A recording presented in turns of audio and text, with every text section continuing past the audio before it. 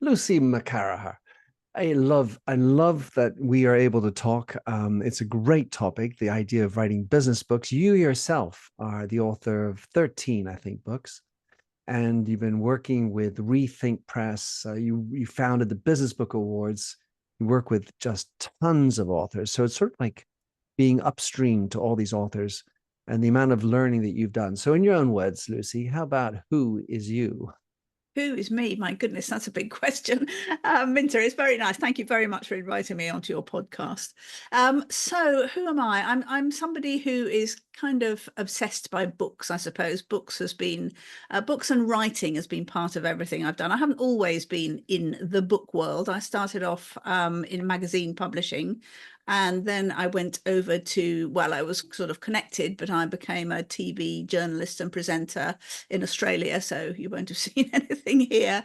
And I've also then been a scriptwriter for TV and video and a concept developer. And oddly enough, I have been a work-life balance consultant. But the last 15 years, I have been very much in the world of business books. I founded Rethink Press in 2011 with my co-founder, Gregory. He was running a publishing company, also catering for entrepreneur and expert authors, coaches, consultants. And I actually, he published a book of mine. Then we realized that we actually lived quite near each other in Norfolk. So we met at a networking event. And he told me that his business partner had just left. So I thought, that sounds interesting.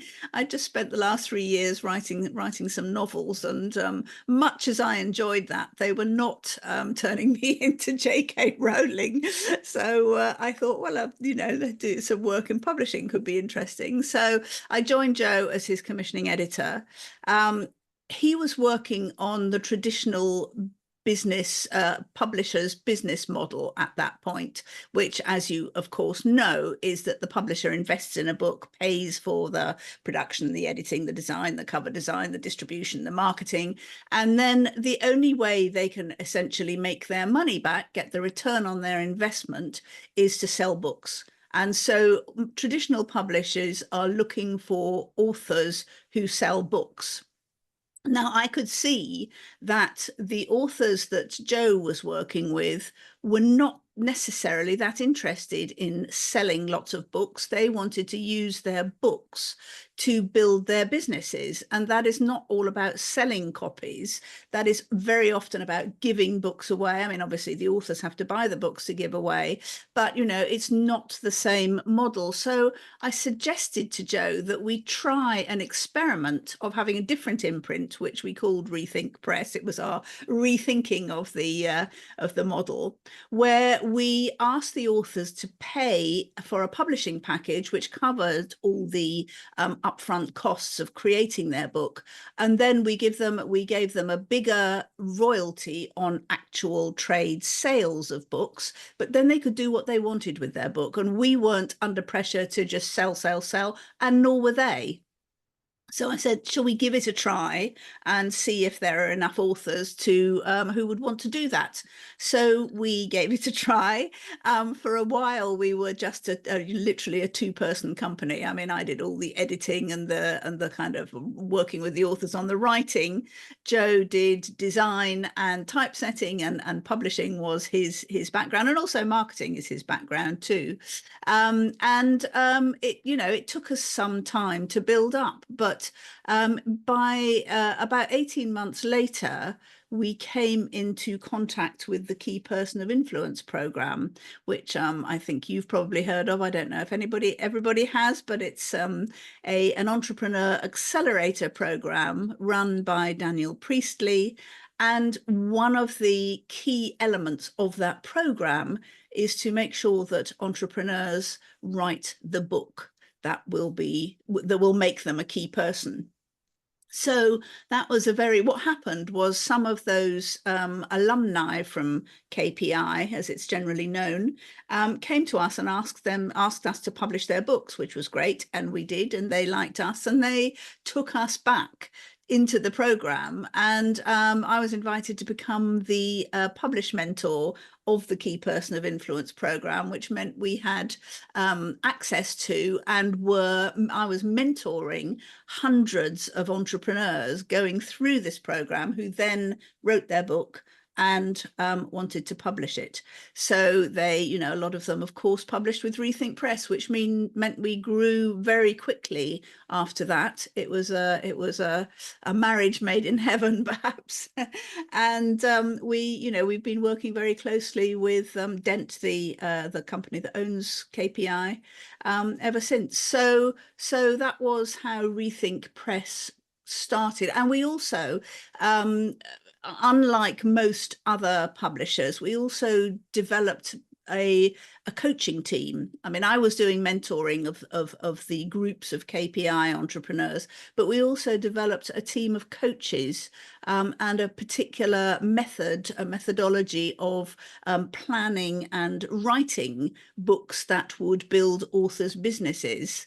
And that's what we are still doing today, but with a lot more of us. And we've published over 1,000 authors in that time, over 1,000 books and authors. And I think I've probably mentored over 2,000 authors to get their books positioned, planned, and written. So that's That's a Rethink Press tour. in brief. Well, first of all, I not only do I know Dan, I had Daniel on my podcast, and I was a part of KPI for a couple of years, um, back in the days when I was still not so I was not so stale, I think. But the notion of books, you said at the beginning, Lucy, you became attracted to this idea of books, and I'm just wondering if that's in reaction to your work previously and your experience in the media place in the magazine business. Was that the need to go from magazine to book, or what was it that made you Um, love books? I don't know. To me, I mean, I don't think it was a reaction to it, I wouldn't say, but perhaps it was, I kind of always felt they were steps along the way. To me, a book is a kind of perfect thing, a perfect artifact, a perfect container for a certain kind of story or a certain amount of information. A book takes you on a journey and it takes you into a different world. And although, you know, I love film and television and theatre and other forms that take you into other worlds, the book relies on you, the reader, so much to do that, to create that world. And I think that's what I particularly love about books. And the fact that they are just such an iconic and both iconic and utilitarian format. I mean, they are, you know, portable, completely without tech, if necessary. Although, of course, you know, I listen to audiobooks a lot, and ebooks are great as well. All of that, but the actual form, the actual format of a book, a published book, is iconic, and it also just says expert in terms of non-fiction books. It says, you know, if you are the author of a book, you are an expert in your subject. You must be, because you've written however many thousand words on it. And, you know, there it is. It's sort of there representing you. But I don't know. I grew up in a house full of books. I've always kind of read, like, you know, avidly, all sorts of books, anything. I'd rather read a cereal packet than sit and do nothing. But books are, you know, books are just sort of what work best for me. Well, that's the curious thing, I suppose, going into the publishing business in a digitally infused era where not only are books sort of, I don't know what, disdainfully looked at by most young people. So no one wants to read, it seems. There's digital versions of everything. So it was a bold, daring kind of thing to want to go into publishing in a world that's so changing. So tell us about your arrival into Rethink and how you wanted to make money out of this publishing business in a world where people aren't reading as much and books don't have the same cachet with the young as we do, as with Well, us. you say that, Minter, but actually the book, the publishing trade gets bigger and bigger exponentially every year. People are buying books. There are tons of children's books.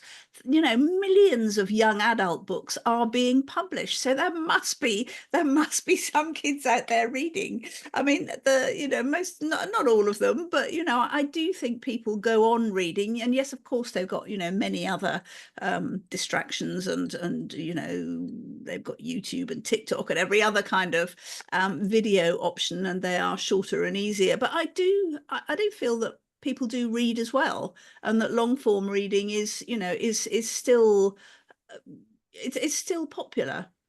Well, I certainly hope so. Hey, Yeah, no, you know, absolutely. Well, I mean, and it kind of must be, because these books are getting bought, and they're getting published, and publishers are not going broke at the moment. mm, I mean, particularly since COVID and lockdown. I mean, we had a fantastic year in 2020 because everybody decided that the thing they would do in lockdown would be to write their book. So we had lots of authors who wanted help writing and then wanted their books published.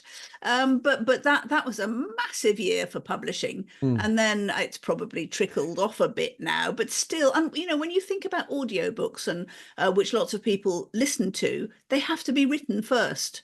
You're not most publishers do not just produce audiobooks of a title. They will. I mean, some of them do. Some of them just are specialists in particular formats, like ebooks or Kindles or audiobooks. But most publishers will publish a print version of a book as well, and they Well, sell. I had a funny experience with a former professor of mine from INSEAD, Manfred Ketz de Vries. He actually wrote and published 7 books in 2020. Wow, 7 wow, books. that is Yeah, so impressive. he was on steroids, as they say. Gosh, But going back to this notion, I mean, as you also said, writing books more and more is really not necessarily about selling books. You kind of hope that if you give it away, it is read, but the model seems to be a lot more around being just a valid notion of expert, a strong calling card that makes you stand out as if you're an entrepreneur or business person, to write that book and have that book and be proud of the thing you have. So for me, and as you write on your site, the interesting thing for me is less about the reader's experience, almost it's the writer's experience, and what it gives to you to put black on white, research, put your name to this thing, and the journey that is already, I think, in my case anyway, that's how I look at it, the reward to writing a book. absolutely. No, I completely agree with you about that. And that's one of the reasons that I really love mentoring people through the process, because it's not just about what comes out the other end. It is the process and the journey of writing. And I think it's a very personal thing to do, whether you're actually writing, fiction or non-fiction. You're putting yourself out there. And I think a lot of entrepreneurs who, I mean, and most entrepreneurs are not professional writers. They may be good at writing, but and they may write short form, they may write articles and blog posts, but writing a book is a whole other piece of Beast. work. Yes, indeed. And it's I think what happens is they come in, or they come to us really as experts in their field, but they are, in terms of writing a book, they are novices. And so they often, I think so many books don't get written because people simply do not know where to start. They literally do not know how to start to write a book, and to be able to kind of offer that hand and say, it's okay, look, come with me, I can take you through, I can show you how to do this. And then yes, absolutely, to sort of work with people on that process of getting their knowledge and their expertise and experience, their case studies, their client journey out onto the page in a really accessible format is just such a huge pleasure. And it is an emotional journey. And I say to everybody at the beginning, there will be times when you think, why am I doing this? Why am I writing? This book is terrible. Nobody's going to read it. I'm writing rubbish. I have nothing to say of any interest to anybody. But I think that happens to everybody. I don't know if I mean, I'm assuming it can happen to you as well, Minter, but it certainly happens to me when I'm writing any book. You go through ups and downs. At some stages you think, oh my God, I'm going to change the world here. And other times you think, this is just the worst piece of garbage that I could be producing. But but somewhere in the middle, somewhere between that, you just have to stay stable and think, I am getting to the end of this. And so many people also, so many authors tell us that writing their book has improved their business. It's improved how they do what they do. It's made them more self-aware. It's given them a different kind of confidence. Because also, as you write, all those words that come out on the page, they also go into the archive in your mind, and it gives you, you've then got that knowledge. It also kind of clears a space. Once you've got what's in your head out of your head and onto the page, it clears a space for the next inspiration and for more more ideas to find headroom with you. So in all sorts of ways, it is just such a great piece of self-development to write your book. Yeah, I of course, that said, we still need to make it good for the reader. And one of the things that I enjoy in the process, and not that I've written one fiction novel, but not published, and then I did one biography, and the rest are business books. And I wanted to start a little anecdote, which is I was told that nonfiction books are the lowest, least noble version of books, as opposed to fiction, which is purely from you. It's out of your imagination, and I think that's what they mean by that. But at the same time, if you don't, I mean, I always say is if you don't like and you don't love the process, then don't write, because there's pretty big chance that you might sell one book to your mom, another book to your grandmom, and then you give the rest away, and accept that as part of the price going in, and take the reward from the work that you're doing. Of course, naturally, it's a whole lot better if you do sell a ton. And the other piece I was going to say is that I enjoy thinking about the stories that I want to tell to color the elements of nonfiction. Their stories. We can also say telling stories, like it's lying or fibbing, but going back into my experience, and then being a little bit intimate or vulnerable in those moments. Tremendously Absolutely. learning for yourself. Yeah, no, I think that's absolutely spot on as well. I mean, I always tell authors that they need to sprinkle stories and storytelling through the sort of straightforward information that they're getting across to people, because it's so important to have those different types of reading experience as a reader. It's easy to get bored and kind of you almost lose your way if it's just solid data content. No, but the stories are what we're programmed to remember. When we hear a story, we immediately paint a picture of it. We have ideas of characters. We get a setting in our heads. So even a 250 word case study told well will be what the reader remembers. And I always tell authors to make sure that there are enough variety of case studies throughout their book that essentially tell a very simple story. Somebody has a problem, you solve it, and this is the outcome for them. And that as your ideal prospect or client is reading through your book, they will pick up at least 2 or 3 moments in the book where they go, oh, that's me. I'm in that position. I am that person. I need this author to work with me. And that is how you build your business. But as you say, also your own story is really important, because if you're getting people to like, know, and trust you, you need to tell them about yourself as well. And exactly as you say, it's not just your successes where you go, oh, I'm wonderful. I did this, I did that, I achieved this. It's where you fell down. It's where you learnt because of something negative that happened to you, where you made a mistake. And that is incredibly magnetizing and engaging to your reader. And they also feel that when you tell them those stories, that they can see that you were where they are now. You were once there, and you are now in a position to help them move along and gain what you've got. So I think both kinds of stories are really important to put into a business book. So I want to give you a choice now, to which question you'd rather answer. But work-life balance, how does one do that as an entrepreneur? Or what have you learned from the thousands of books that you've and authors that you've mentored? Being on the other side, you've seen so much. What would be some of the more outrageous, unexpected learnings that you've had? And you could, of course, answer both. Um, from Well, your experience. that is a choice. No, I think I'll stick with the authors. I think that every time I mentor somebody through writing a book, I learn something different.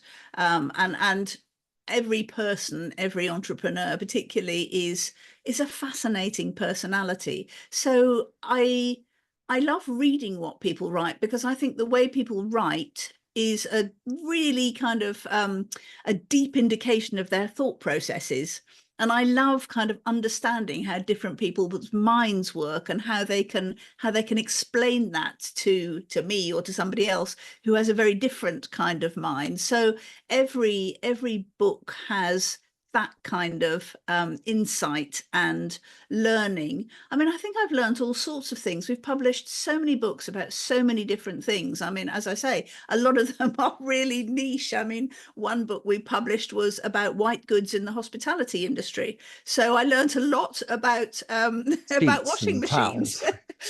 But it was a real, I mean, I'm not, I'm not sort of laughing at this. It was a really interesting book. It was, the history, the way washing machines, different dishwashers for, large organizations work and how you can maximize their, the way you use them. It was all Right. fascinating. I was really gripped by that book.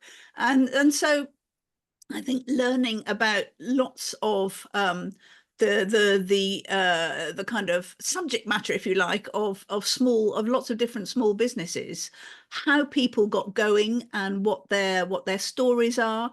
Sometimes they just fell into doing something and sort of made the most of it. Other times they had an absolute passion for something and really had to fight to make it turn it into a business. All those sorts of things are continue to be absolutely fascinating. To what So extent, to what extent, Lucy, do you encourage, or how do you encourage authors to be themselves, to find that voice?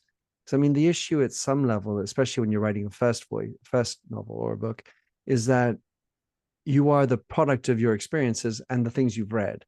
yeah. And what you liked. I like Nathaniel Hawthorne or Shakespeare, whatever.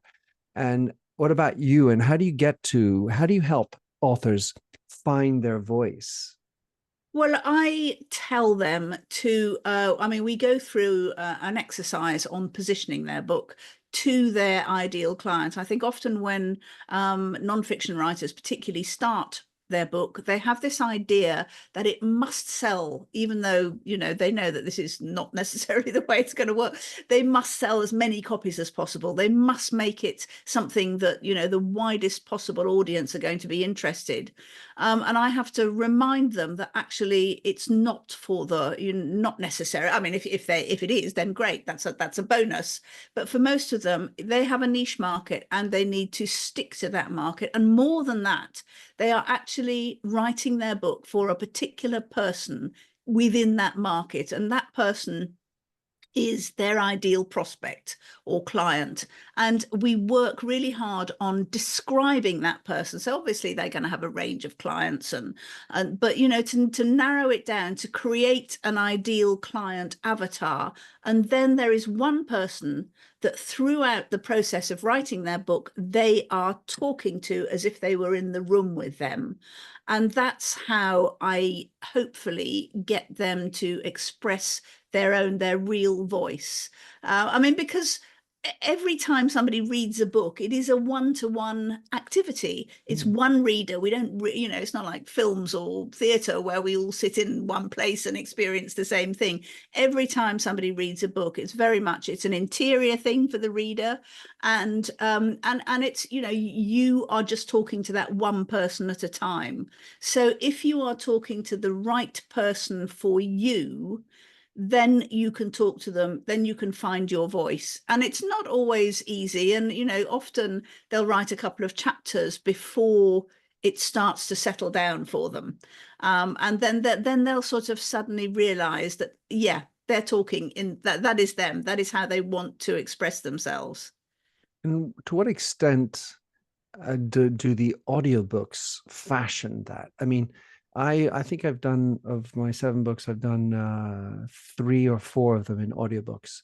And when you reread what you wrote, which was written in a written style as opposed to an audio style, it does shape, or it changes the way you might think about it. Do you encourage people with nonfiction books, your authors, to think about going to audiobooks? Because that's a whole nother gig, right? Especially if they do the Yeah. author read. Yeah, absolutely. I do encourage everybody to do their audiobooks, unless their market really is, absolutely tiny and it's not quite worth it. But I think for most people, it doesn't restrict the number of people who are going to get the or read the published book, the printed book. It just expands your market because so many people listen to audiobooks these days. I mean, I certainly do. I listen to far more audiobooks than I actually read. I love having books, but I usually kind of, I don't know what the word is. It's not read an audiobook, but, imbibe Consume. and consume. I don't really like that word for books, but yes, take in a book in audio format because you can multitask while you're doing it Yeah. to some extent.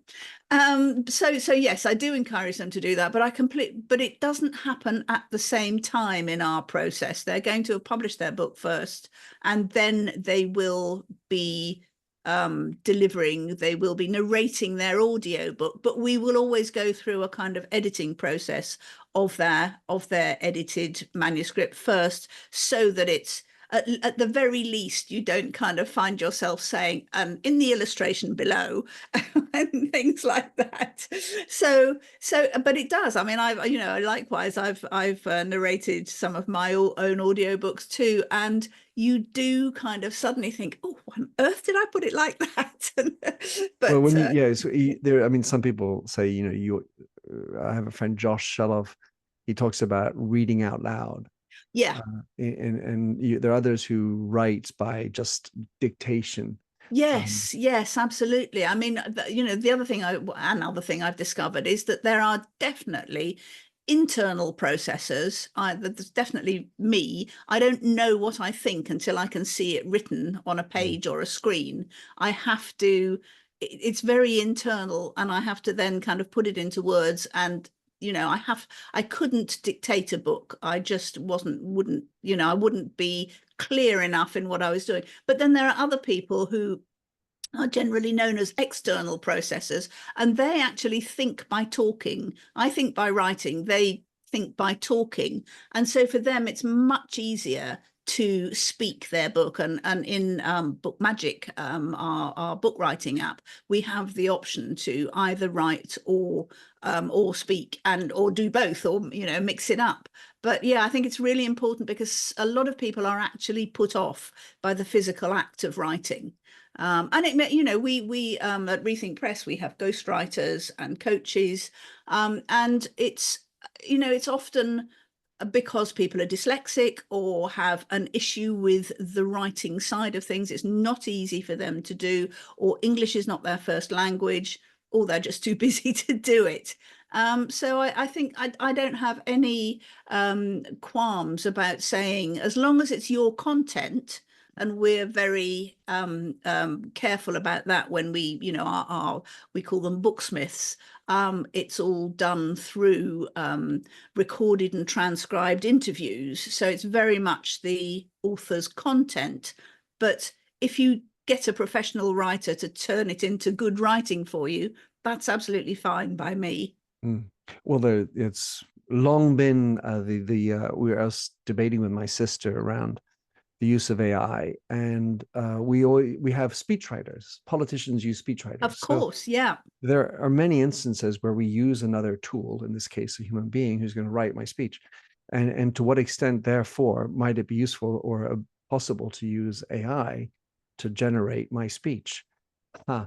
So let's talk about before I wanted to, I'll finish off, we'll finish off in the Business Book Awards, but talk about your initiative, bookmagic.ai, which you began earlier this year. And from what I hear about it, it's to help authors, much like you do in a human to human way, but it provides some kind of automation to help with your consultancy and your experience to help authors and wannabe authors to get it done.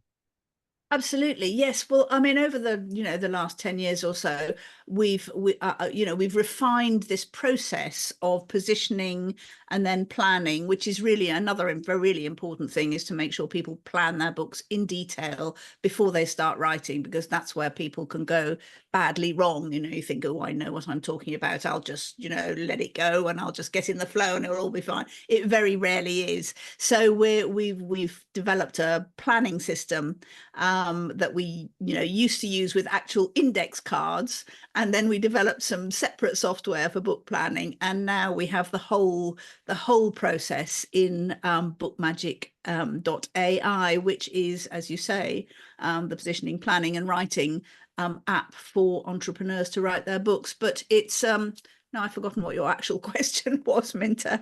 Well, But we're on to the book magic, and so, for example, to what extent is AI actually involved? Because we were just talking about yeah. the copywriting, or at least the authenticity of what you're writing with AI, forgetting the hallucinations and the factual inaccuracies, and the fact that it's not you.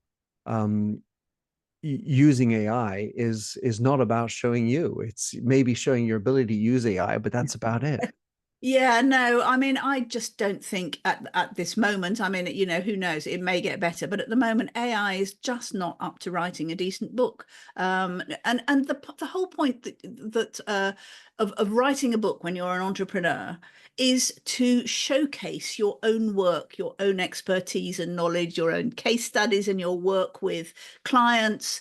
And AI can get a ton of information from all over the internet, and it can process it far faster than any human can, but it cannot get inside your head, and therefore it cannot write your book for you.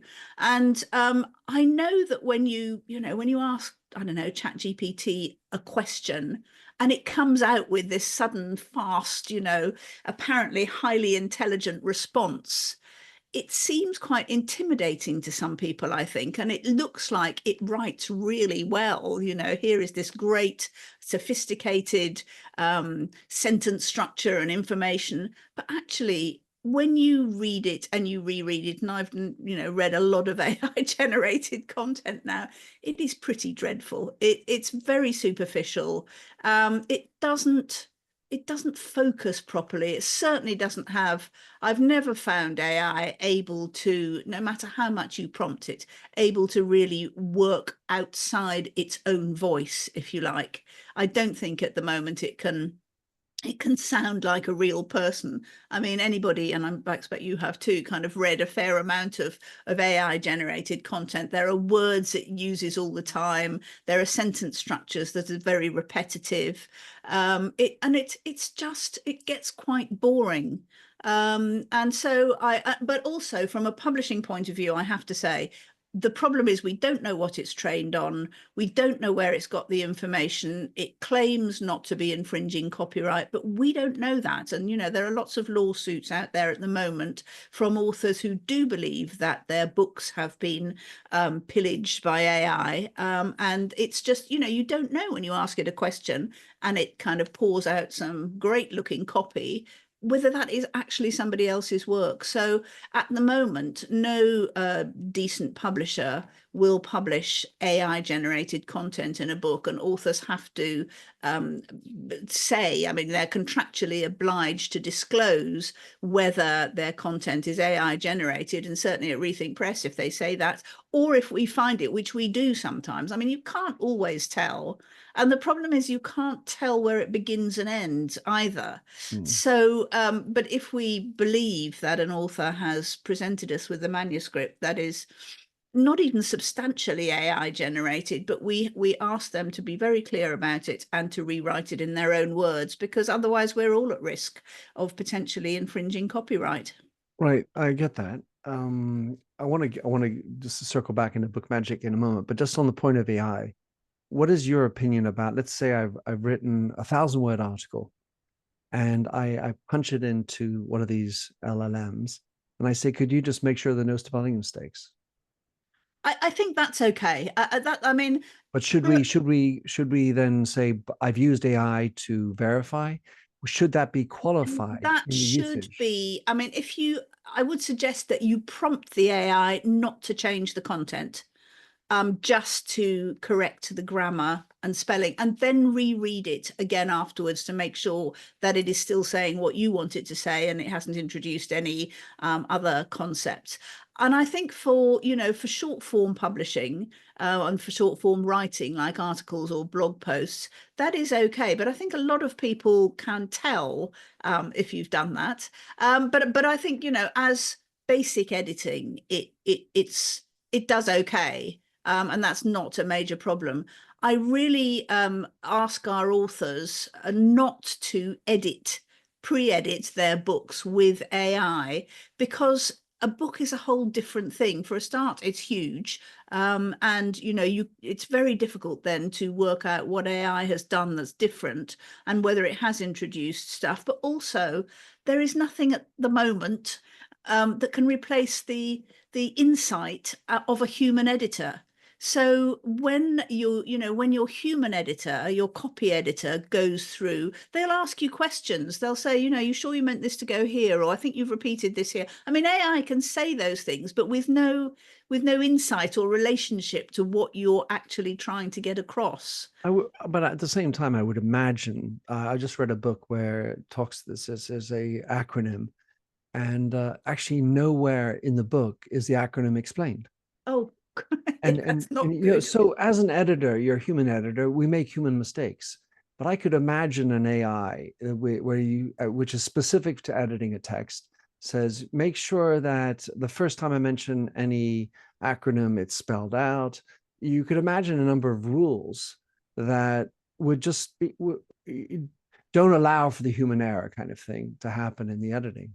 Yeah, that's true. I mean, I would sincerely hope that that would never happen in a book of ours. That is one of our rules for human editors. The first time an acronym is used, it must be spelled out. After that, it's It's the common initials. sense, right? That is what happens. I mean, yeah, that could happen with a human. It could probably happen with AI as well. I mean, somewhere in the process. But I mean, but actually, I've seen a really interesting exercise recently where an author created a whole load of editing prompts for their manuscript for AI, and things like take this paragraph and shorten it by 50%, or tell me where I could change this, or and lots of very detailed prompts. And I read through, and they asked the AI not to change the manuscript, but to put it in a table. So this was the original copy, this was the AI copy, and their suggestions, and they explained why, which was very interesting. But every time I read the AI revised content, it was worse. It was shorter, it might have been neater, but it didn't have that kind of ebb and flow of, kind of author voice of Mm, balance, and a kind of rhetorical feel that you get from somebody's voice, from somebody's written voice. It was very interesting, and I advised them to absolutely not include the AI editing, but to right. just submit it as it was and let our editors work on it. Well, I in the world outside of editors and proper publishing, I encourage people to use AI just to see what it does, but never to rely on it. In other words, never imagine that it is the right thing. You need to always go back into it and make sure it is from you. So let's just finish on bookmagic.ai, and just to tell us where and how AI actually is part of the process, because you're very clear on not using AI.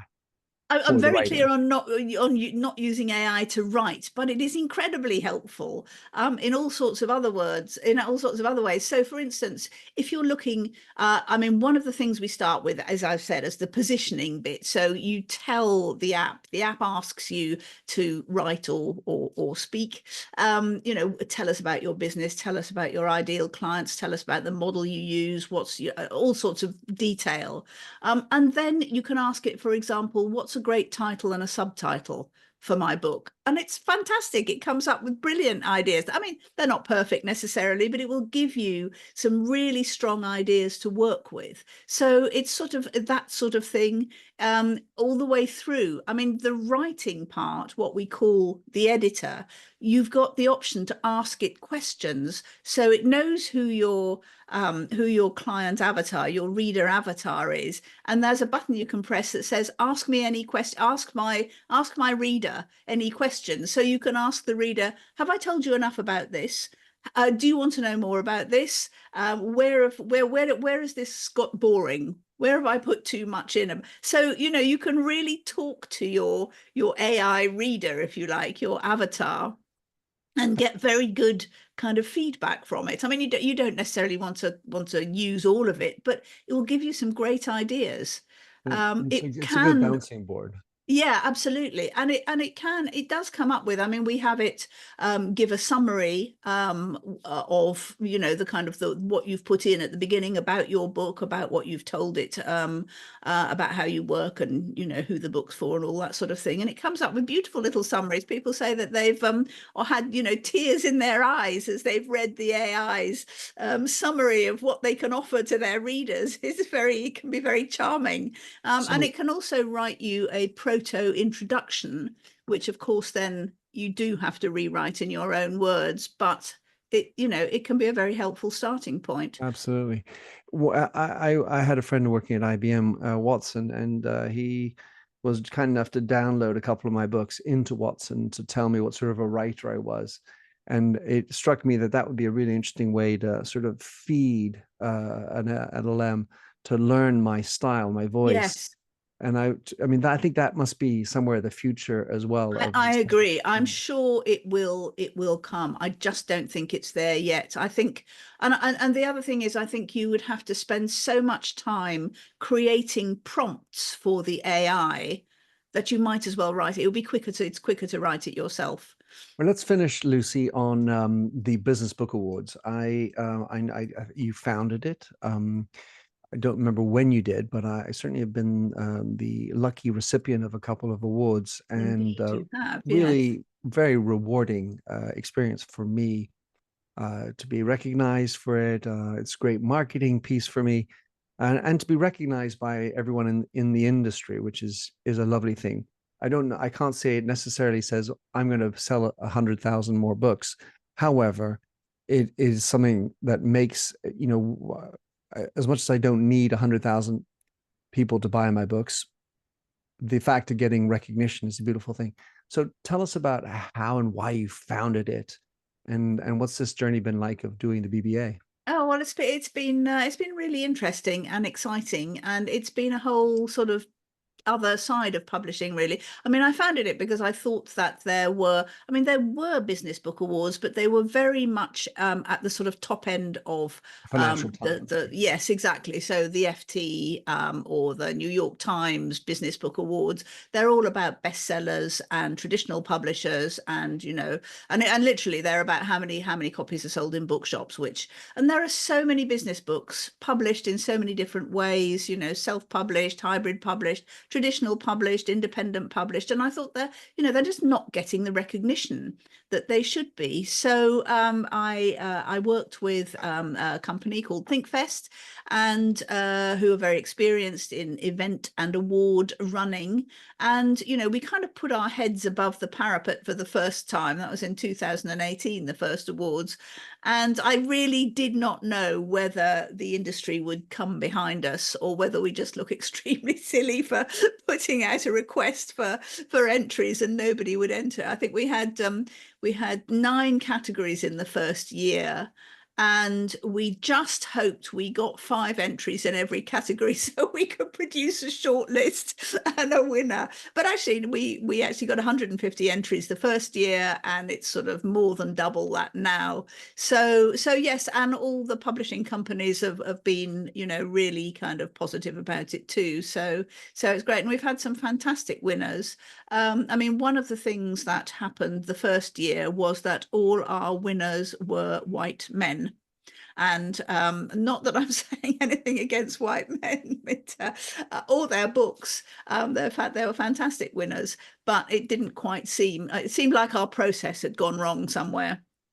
And I So know that you're very keen on especially diversity, but also women authors. Yes, well, at that point, I was like, what is going on here? So I did a lot of research. I realized we'd only had half as many entries from female authors as male.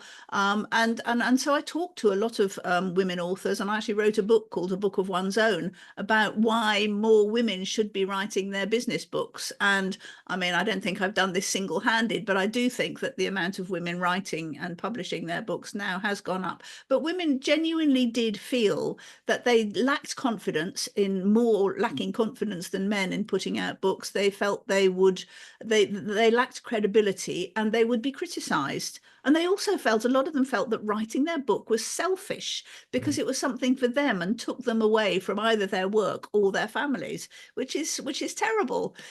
So I've really kind of encouraged more women to write their books, and of course, you know, more diverse authors of all kinds, which is great because the Business Book Awards really reflects that now.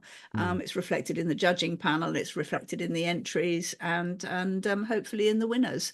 So yeah, it's been BBA exciting. 2024 is when? It is September the 19th. So this will be this is published just before that. So it gives everyone an opportunity to check in on the winners of the new crop. Absolutely. I mean, if nothing else, it will give you a great selection of business books to read over the next year. 100%. And I'll be putting all that in the show notes, of course. As I'm a judge, I know what's going on. You do Excited, indeed. but mum's the word, eh? All right, Lucy, how can people get in touch with you with regard to if they're thinking about a book? Would you send them more to bookmagic.ai, or what ways can they contact you, follow you, and understand more about Absolutely. Well, you can follow me on social media because I have one of those names that is unspellable, but there isn't another one around. So definitely find me there on LinkedIn or anywhere else. If you are thinking of writing your book and that's the stage you're at, please do give bookmagic.ai a try. You can do a whole lot of the positioning free before you actually sign up. So I think that's quite a good deal. You can see if that's going to work for you. And if you've got a book that you're looking to publish, or that you want to work more one-to-one with a writing coach or a ghostwriter, contact us at rethinkpress.com, and we would love to chat to you. This, just to make sure people understand, this is what the hybrid model is. That is the hybrid model of publishing, right, where it's sort of a la carte, the kind of services that you pay for as an author to help you get the book out, and at the end you get a higher margin. That's and right. That's the give and take. Yes, exactly. It's the sort of balance between traditional publishing, in that we have a team, that we are professional publishers. We publish books of a really high quality inside and out. But it's like self-publishing, more like self-publishing, in that you pay for the upfront costs as an author. We think it's the perfect happy medium, the Goldilocks of entrepreneur publishing. You get the best of the word both think, worlds. Think Fest, Rethink, and We Think. We think this is a great idea. Lucy, thank you so much for coming on. Thank you, Minter.